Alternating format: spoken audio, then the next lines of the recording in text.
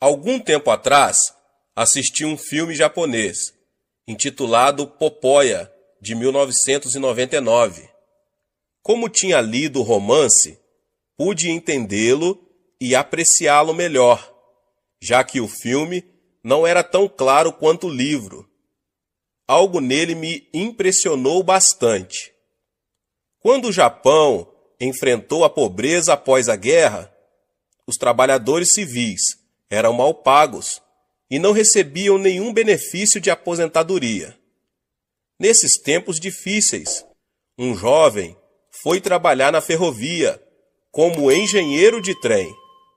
Ele inalou fumaça de carvão a vida inteira, até ser promovido a chefe de estação, quando estava perto de se aposentar. Após a aposentadoria, porém, não tinha dinheiro suficiente para comprar nem mesmo uma pequena casa. Como na época não havia plano de aposentadoria, ele estava diante de um grande problema. Depois que a filha e a esposa morreram, ele passou a viver num pequeno quarto na estação e continuou ali até morrer. Esse homem era totalmente dedicado ao trabalho. Nem quando a filha adoecera e fora levada ao hospital, ele havia largado seu posto, embora qualquer pai em seu lugar o tivesse feito. A esposa implorou para que ele as acompanhasse até o hospital, mas ele respondeu: "Sou um ferroviário. Na hora do trabalho, não posso cuidar de assuntos pessoais." Sua esposa teve de levar a filha sozinha ao hospital, onde recebera tratamento. Mesmo assim, ela morreu. A mulher voltou para casa com o corpo inerte da filha, segurando o corpo nos braços. Ela gritou: "Você precisa sinalizar com essa bandeira até mesmo o trem que traz o corpo inerte de sua filha?" Contudo, o homem continuou a acenar a bandeira. Passada a morte da filha, a esposa também adoeceu. Quando precisou ser hospitalizada, ele não a acompanhou. Em vez disso, se explicou: "Sou um ferroviário. Na hora do trabalho, não posso cuidar de assuntos pessoais." Sua esposa teve de ir ao hospital sozinha, de onde nunca voltou. Foi doloroso assistir à cena.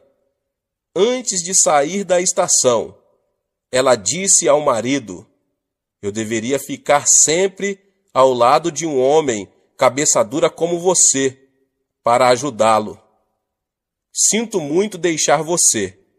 Ela olhou em direção ao trem e disse-lhe para liberar o trem com um apito vermelho. A esposa morreu no hospital. Ao saber da morte da esposa, ele finalmente foi ao hospital, onde estava o corpo. Sem dizer uma palavra, fitou-a. Então, uma amiga dela lamentou: "Enquanto ela ficou no hospital, você não apareceu uma única vez, nem ouviu suas últimas palavras. Agora está morta.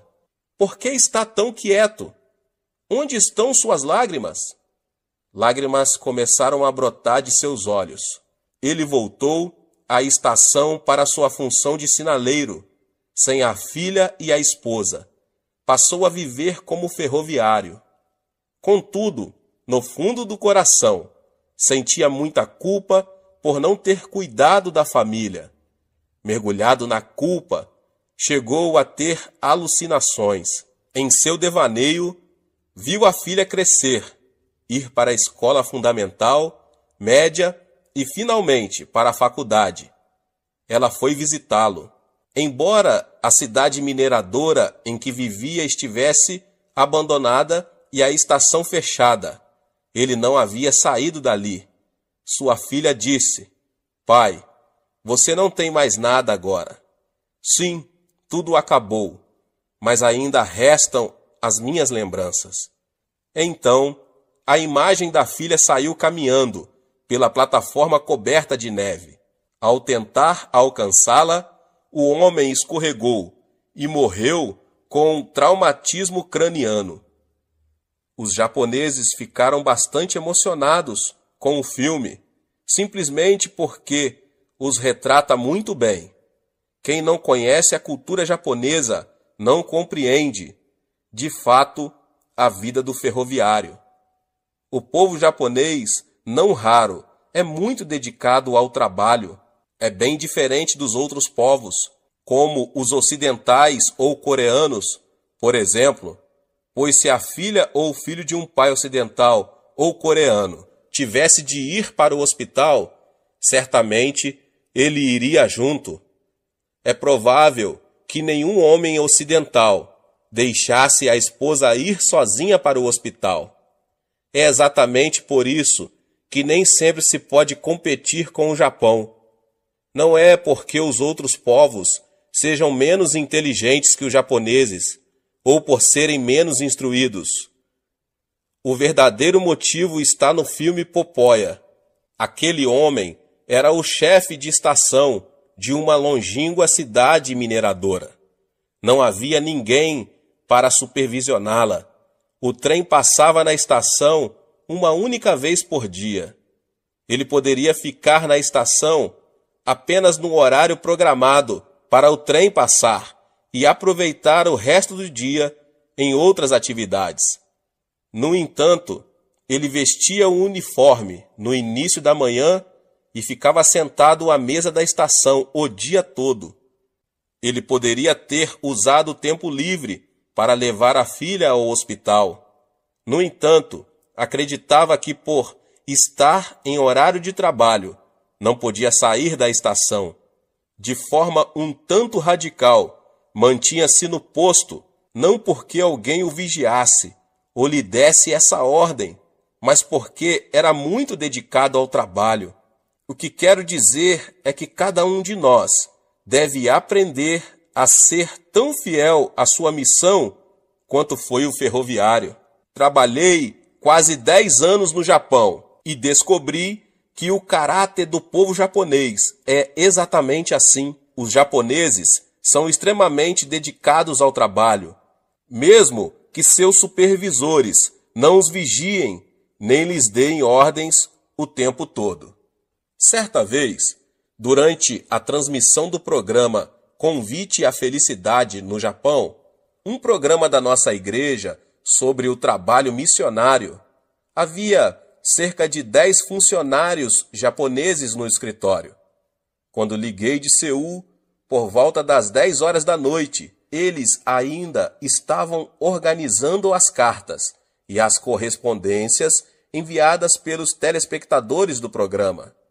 Eu nunca havia dito que eles deveriam ficar até tarde no escritório. Minha instrução era para que fossem embora, depois do expediente, mas eles ainda estavam trabalhando àquela hora. A resposta foi que haviam recebido muitas cartas que precisavam ser lidas e respondidas.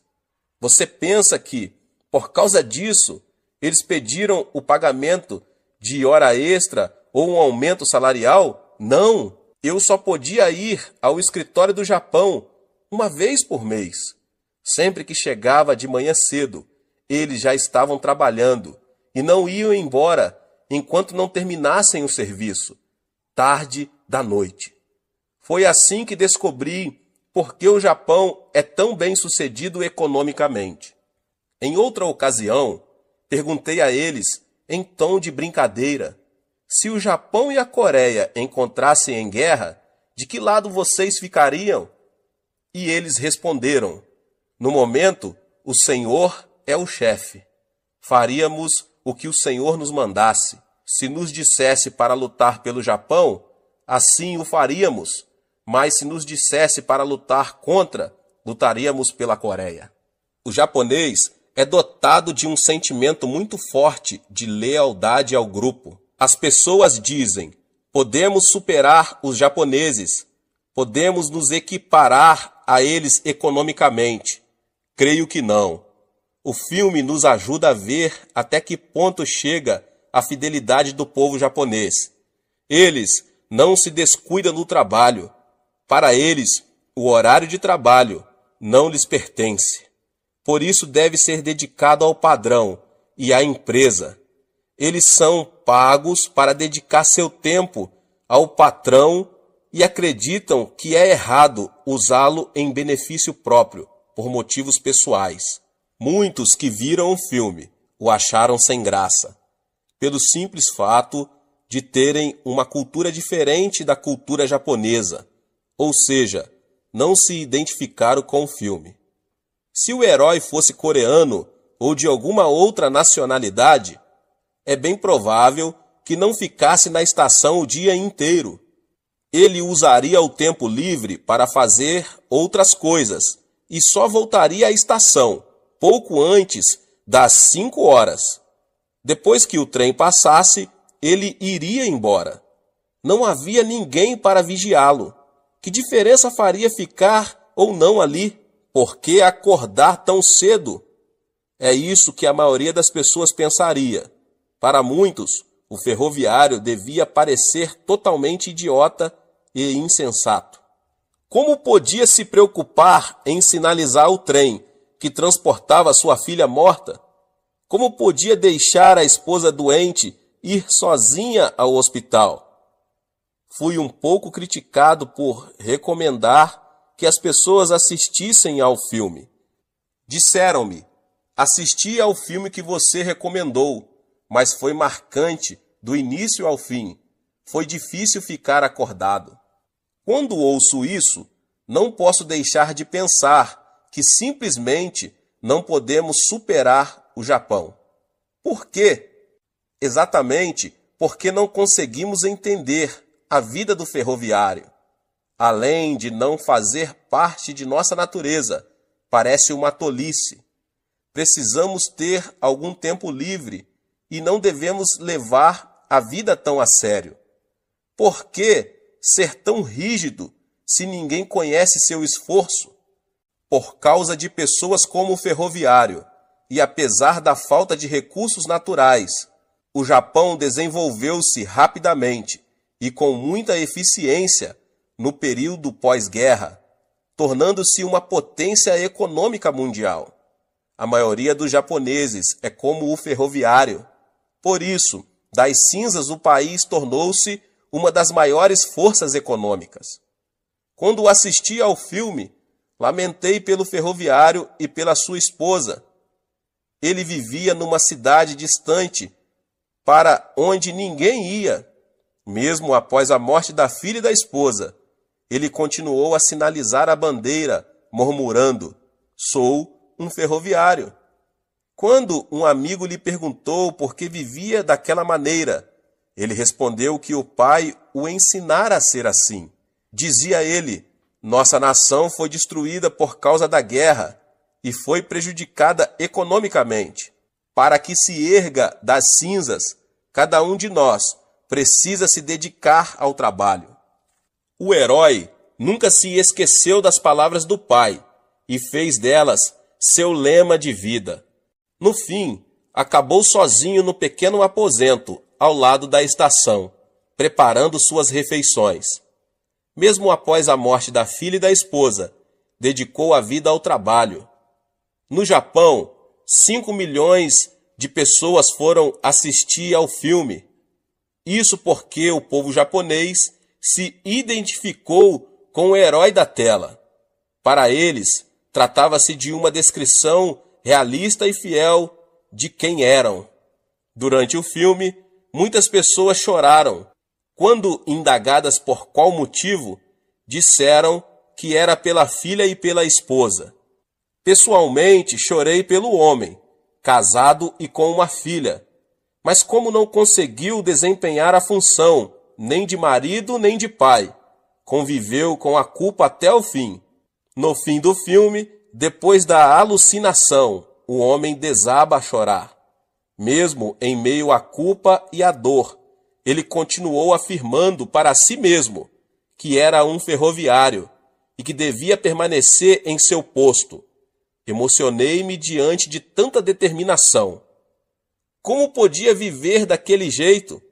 Qual a vantagem de ser tão dedicado?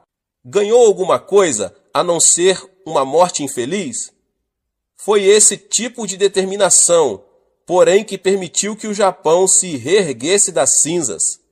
Embora não sejamos tão dedicados assim à nossa nação, devemos nos espelhar nesse país quando se trata de Cristo. Jesus não fica nos vigiando. Podemos relaxar se desejarmos. Entretanto, ele se sacrificou e derramou seu sangue por nós. Devemos tentar ser fiéis a Cristo quanto ferroviário à sua missão. Podemos perguntar, já não é suficiente entrarmos no reino dos céus? Precisamos ser tão fiéis? Como viver dessa maneira neste mundo? Pessoalmente, fui desafiado por esse filme. Aquele homem era extremamente dedicado ao trabalho e à empresa. Será que Deus também não merece nossa devoção e lealdade? Não é hipocrisia de nossa parte deixar de servir a Cristo com a mesma dedicação do ferroviário? É nosso dever sermos trabalhadores dedicados a Cristo, mesmo que as pessoas nos chamassem de insanos ou tolos. Não seria maravilhoso se vivêssemos com tanta dedicação para Cristo? O ferroviário dedicou a vida à estação, mas não recebeu nada em troca. Contudo, Deus nos prometeu grandes recompensas. Respondeu Jesus: digo-lhes a verdade, ninguém que tenha deixado casa, irmãos, irmãs, mãe, pai, filhos ou campos, por causa de mim e do Evangelho, deixará de receber 100 vezes mais, já no tempo presente, casas, irmãos, irmãs, mães, filhos e campos, e com eles perseguição, e na era futura a vida eterna. Marcos 10, 29 e 30. Quando somos totalmente dedicados a Cristo, Ele nos recompensa 100 vezes mais e ainda nos dá a vida eterna. Nossa mente deveria estar focada na missão cristã. Assim, a igreja cresceria, a nação seria evangelizada e o mundo inteiro ouviria a mensagem de Deus. Quando pastores e cristãos se tornarem mais parecidos com o ferroviário, o reino dos céus testemunhará uma grande expansão neste mundo. Popóia é uma fonte inesgotável de reflexão. Mesmo agora, sempre me pergunto, estou vivendo por Cristo como o ferroviário? Posso viver como ele, mesmo que ninguém veja nem reconheça meu esforço? É a pergunta reflexiva que cada um deve se fazer e responder de todo o seu coração e verdade para o Senhor Jesus. Que Deus abençoe a vida de cada um que ouviu essa palavra. Que palavra tremenda. Que Deus abençoe a sua vida. Você que ainda não é inscrito aqui no canal, se inscreva, ative o sininho das notificações. Deixe também o seu like e compartilhe esse vídeo com as pessoas que você mais ama. Nos vemos nos próximos vídeos. Amém. Seja membro do canal Vinícius Siqueira e obtenha benefícios que só os membros têm. Então, você que já é inscrito no canal e ativou o sininho das notificações, logo você vê o botão Seja Membro, clique nele e obtenha os benefícios. E o primeiro benefício é que você tem uma mensagem destacada. Quando você faz um comentário aqui no canal, você tem